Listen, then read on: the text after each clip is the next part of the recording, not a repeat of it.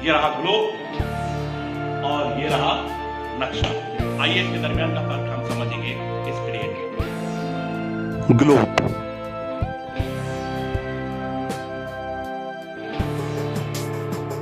Globe पूरी दुनिया के लिए बनाया जाता है। जब गेंद की मानदीन शेप पर जमीन की खदोखाल दिखाई जाए तो उसे ग्लोब कहते हैं।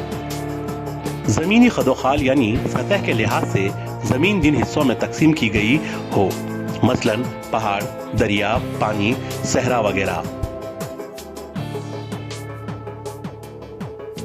हमारी जमीन जाहिरी तौर पर किस तरह दिखाई देती है, ये ग्लोब से जाहिर होता है। और जमीन पर पानी और खुश्की कहां वाक़ है, यह आसानी से बताया जा सकता है। ग्लोब 3 पहलवी होते हैं, 3D यानी 3 डायमेंशनल होते हैं। 3 पहलवी अश्या की लंबाई, चौड़ाई और ऊंचाई होती है। इन तीनों के मिलने से हजम बनता है। ग्लोब चाहे जितना छोटा या बड़ा रहे, ये कुर्रे जमीन का नक्शे सानी होता है। नक्शे जमीन या जमीन के किसी एक हिस्से को हमवार सतह पर जाहिर करना नक्शा कहलाता है। जमीन का कोई हिस्सा जैसे मुल्क, बर्र-ए-आज़म, रियासत, शहर, जिला, गांव वगैरह वगैरह को हम नक्शे पर जाहिर कर सकते हैं।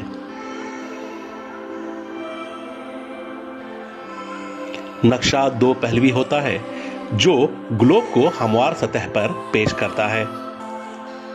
इसे कागज पर या किसी हमवार सतह जैसे दीवार, बोर्ड वगैरह पर बनाया जा सकता है। नक्शा 2 पहलवी होता है, 2D जिसे हम कहते हैं, यानी 2 डायमेंशनल।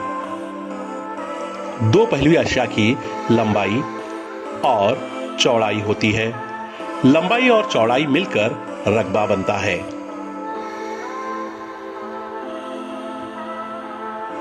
हम दुनिया के किसी भी महदूद हिस्से का मुताला करने के लिए नक्शा बना सकते हैं। जैसे दुनिया के इस नक्शे में हम भारत का नक्शा अलग करके उसका हम मुताला कर सकते हैं, और उसी तरह भारत के नक्शे से हम किसी एक रियासत का, जैसे यहां पर मिसाल के तौर पर देखिए महाराष्ट्र रियासत का हम अलग से मुताला कर सकते हैं। यानी हम दुनिया के किसी भी महदूद हिस्से का मुताला करने के लिए नक्शा बना सकते हैं।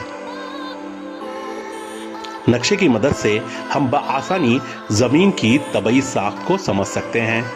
मिसाल के तौर पर यहाँ पर ब्राजील की तबई साख्त दिखाई गई है, जाहिर की गई है इस नक्शे में।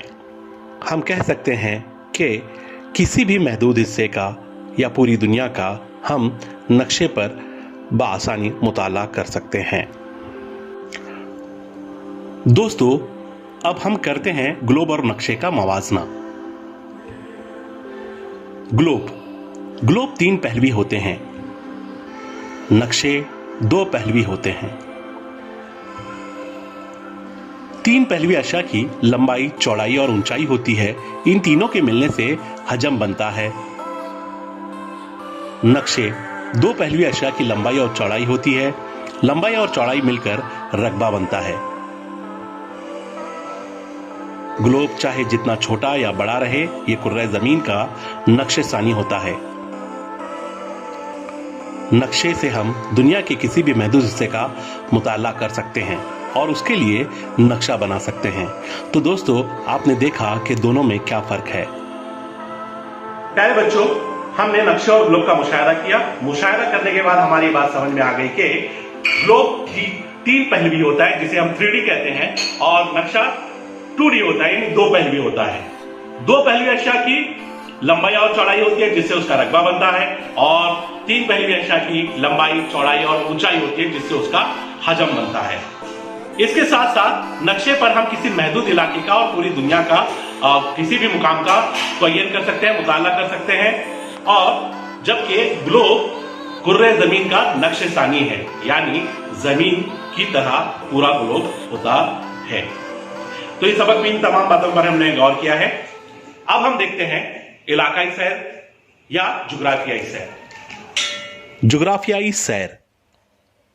जुग्राफिया मजमून के लिए जुग्राफियाई सैर निहायत अहम तरीका तालीम है। इसमें किसी इलाके की सैर की जाती है। इस सैर के जरिए वहां के जुग्राफियाई और समाजी हालात का इल्म होता है और मुकामी लोगों के साथ बाहमी गुफ्तगू करने का अमली मौका भी हासिल होता है। जुग्राफियाई हालात मालूम करने के लिए आप अपने उस्ताद की रहनुमाई में दर्जिल मुकामात में से किसी एक मुकाम की सैर के लिए ज़रूर जाएं। मसलन सैयारागाह यानी प्लानोटेरियम, जहां पर हम सैयारों का मुशाहिदा कर सकते हैं, उसके बारे में मुख्तलिफ मालूमात हासिल कर सकते हैं। डाकघर, पोस्ट ऑफिस, यहाँ पर जाकर हम डाकघर का कामकाज देख सकते हैं और उसका मुताला कर सकते हैं। इसी तरह आपके इलाके में मौजूद सनती मरकज़ की सैर को भी हम जा सकते हैं। इसके अलावा साहिल समंदर की सैर, यानी मुख्तलिफ जगहों पर जाकर हम वहाँ की जुग्राफियाई मालूमात हासिल कर सकते हैं और वहाँ पर कामकाज किस तरह चलता है और वहाँ का रहन सहन, वहाँ की ग़िज़ा, वहाँ की आब हवा, इस तरह की मुख्तलिफ बातें हम जुग्राफियाई सैर के ज़रिए हासिल कर सकते हैं। इलाकाई सैर के दौरान उस्ताद आपको मुताल्लिक़ा इलाके की मालूमात देंगे। उस्ताद की मदद से आप एक सवालनामा तैयार कीजिए।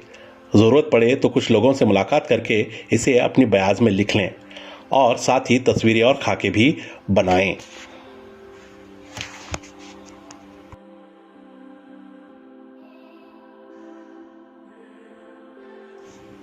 क्या आप जानते हैं, कुर्रे ज़मीन का गोल नक्शा बनाने के लिए पहले तार के ज़रिए ज़मीन का कुर्रा गोल तैयार करते हैं। इसके अंदर बल्ब लगाकर इसकी रोशनी की मदद से कागज़ पर इसके साए का अक्स उतार लिया जाता है। इस अक्स के सहारे नक्शा तैयार किया जाता है। इससे पता चलता है कि ज़मीन या ज़मीन के किसी भी हिस्से का नक्शा तैयार करने के लिए बल्दी खतूत का जाल ज़रूरी होता है। इस तरीके से 3 पहलवी ग्लोब के ज़रिए कागज़ पर 2 पहलवी कागज़ पर नक्शा तैयार किया जाता है। जुग्राफियाई सहन। अर्था दुनिया का सबसे बड़ा घूमने वाला ग्लोब है। रियासत हाय मुत्तहिदा अमेरिका की रियासत मेन के शहर यारमाउथ में यह अजीमुल जस्सा ग्लोब नस्ब है। इस ग्लोब की रफ्तार को ज़मीन की महवरी और मदारी गर्दिश की रफ्तार के ऐन मुताबिक रखा गया है।